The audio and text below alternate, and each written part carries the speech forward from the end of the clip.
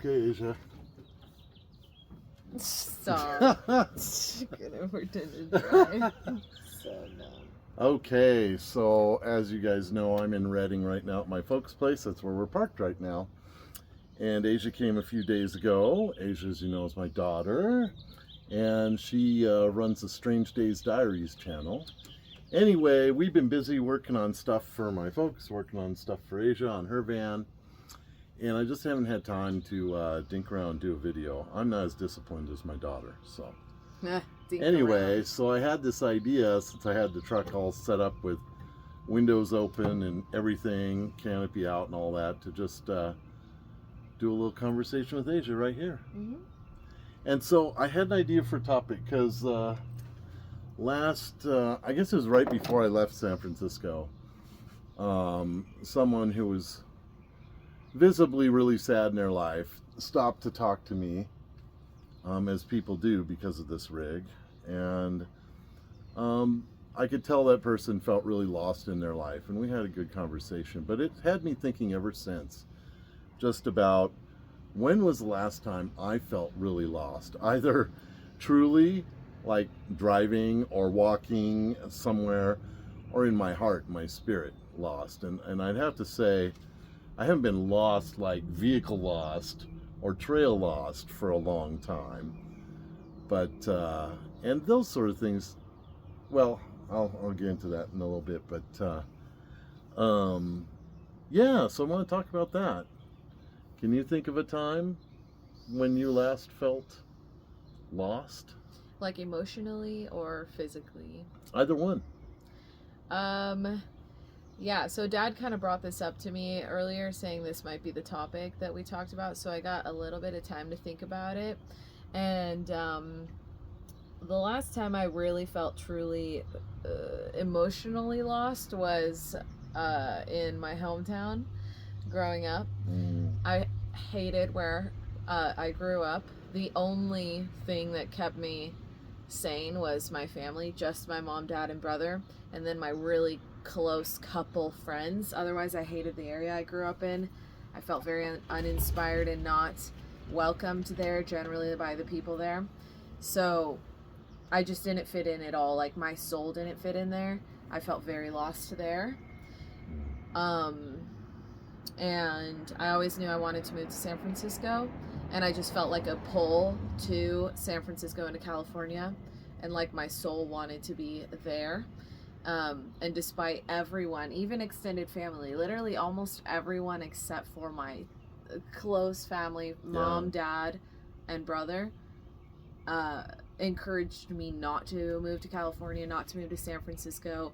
But I've always been very lucky to have that core support system to back me and what my soul and heart wants to do. And ultimately it did work out for the best. But that was probably the last time I felt emotionally lost. Like my soul didn't fit somewhere. I have probably felt that way since, but that was like a biggie for me. Yeah, I figured that would be that would be it. I mean, what's interesting is when I've been thinking about this is that there's a lot of parallels between actually being lost, like if you go on a hike or cross country or into an urban core where you literally get lost. There's a lot of parallels to what that's like when your heart feels lost, when you feel lost or out of place. You know, you've always been really brave. You and your brother both. And yeah, it took a lot of courage to move beyond all the people around you in our town that you grew up in that were telling you could never make it in San Francisco. You know, it was ridiculous. But for me, the last time I felt really lost to my core was, gosh, it's been 12 years ago now, when my marriage totally came apart. You know, that was the last time I felt like all the ground underneath me just fell away and nothing I had relied upon was going to be there anymore. And when I think back of how horrible that was, and the feeling of the fear and the loss and the grief was just tremendous. But I have come to this place where it's like, I even today when I have a loss, it's certainly much more small scale losses these days, thank God. Yeah. Or like when my mom passed away, you know, is every time I've gone through a big loss, you know, and at the time in 2013 when I went through that, I hadn't done the kind of work I've done now. So then I didn't realize it as it was happening. But every time you go through a big, brutal period where you lose, you end up gaining so much, uh, learning what you're capable of. And there's a famous quote, I actually have it written on, I think, my partition door here, an Albert Einstein quote that adversity introduces a man to himself. And of course, that's just the language of the time. It means adversity introduces a person to themselves. And it's so true. Yeah. The more, you know, terrible loss and terrible bad luck and shit going wrong, going sideways, once you get through it, you come away with so much understanding, new skill sets, new realizations about yourself that you never could have arrived at without the loss. It doesn't mean the loss isn't shitty and that we didn't hate every minute of it. But nowadays, when I hit a big this sucks kind of period, I pretty quickly start thinking about what I'm gaining from it. It's like, oh, okay, I'm going to learn a new thing. I'm going to learn how that works, or I've learned a new lesson about what I'm capable of. And so nowadays, I don't get quite as bent. It's good When a loss jumps up. But I think another thing we've learned too is not making things too big in our mind when they happen. Because the more hits you take, the more you learn that I can handle this. Yeah.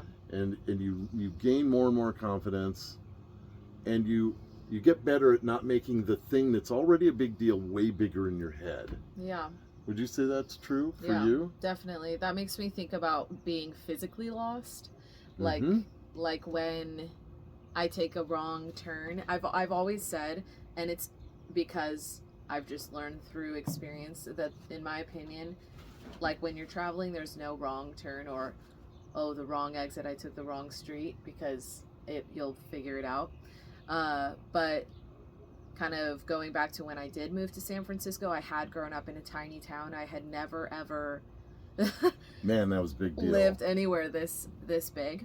And at the time I moved into a friend's house in San Jose, and I commuted into San Francisco for a month before moving into San Francisco proper.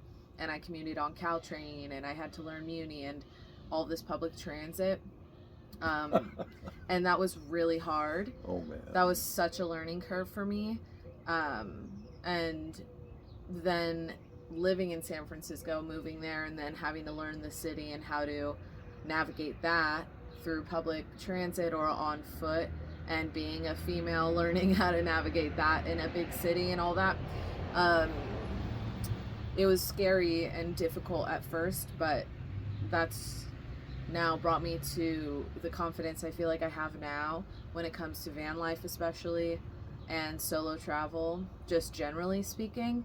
If I hadn't have pushed myself to do something my heart and soul was really, really wanting and yearning for, I may never have gained the confidence to be at the level and place I am now.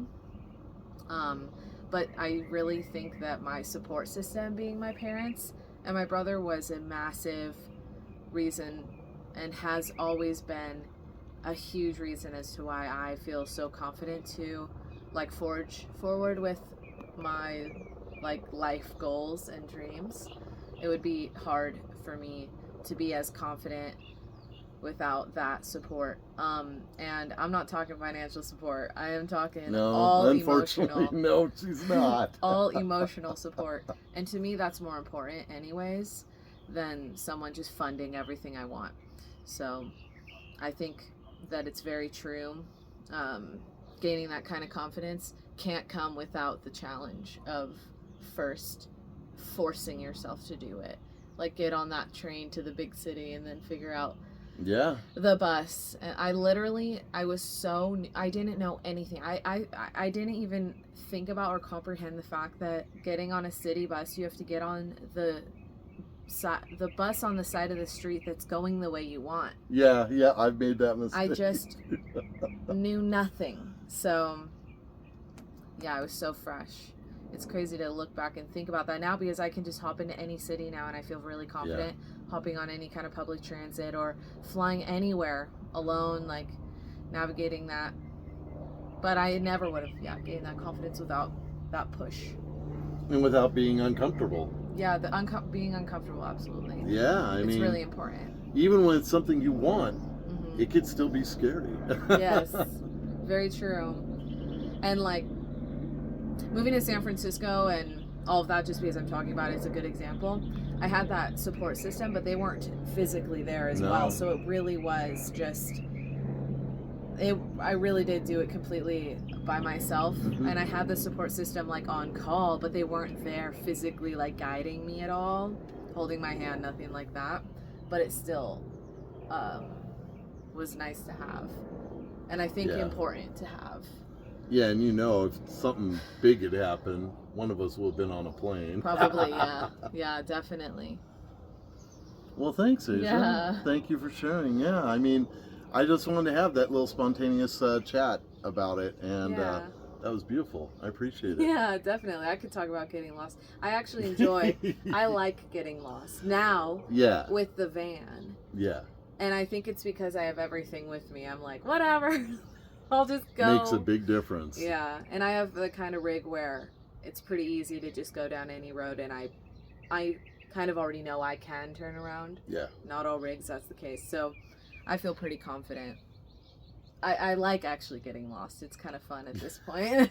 Yeah, I wander off into big cities, cores. I go neighborhoods I don't know where I'm at, and it's fine. But yeah, this was fun. Yeah, thanks, Asia. Yeah. So that's it for this week, guys. Hope you have a great weekend. And as always, happy Friday. Bye.